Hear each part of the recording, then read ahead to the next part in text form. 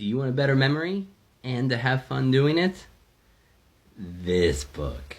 This funny old book from a century ago by William Walker Atkinson. Memory, How to Develop, Train, and Use It.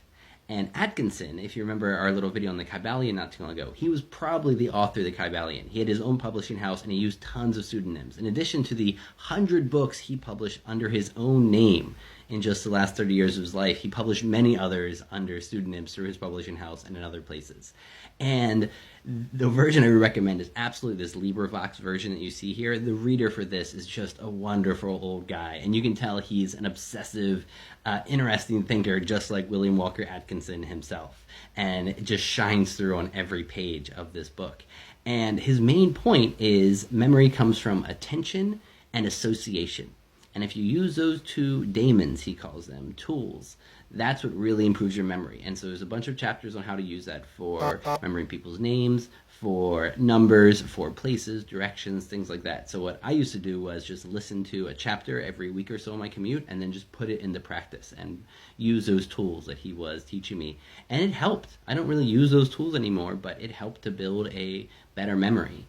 And he also talks about the importance of memory palaces if you want to take the next level, where you build a house in your head or use one that you've lived in and put all this crazy stuff in it. And that's how people now train themselves to memorize a pack of cards in a couple minutes. And apparently most of us have this skill. It just is a muscle that you work at. There's a great journalist who did that a couple years ago and tested themselves on their memory and got into memory competitions and started winning.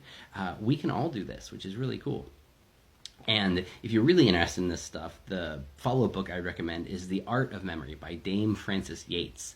And she is the great historian, academic with a deep feel for her work with the history of the occult, early science, as well as the Greeks. And so she talked about the importance of memory palaces in both Greek and Hermetic thinking. And especially in the Hermetic, the idea was to have 80 different gods in your palace that you built for them in your head. And so they're not just funny things to help you memorize something, they are concepts. They are your big ideas, and you just throw all of the ideas associated with that onto them for the different flows of nature, for different things that make the universe work, the elements that you think are the most important. You put into your own memory palace, and that becomes your spiritual center, where you keep all of the ideas that are central to you. And so this is a great start into memory, and then Dame Frances Yates on The Art of Memory is a great follow-up. So if you want to improve your memory and have fun doing it, here are some fascinating characters who are worth reading.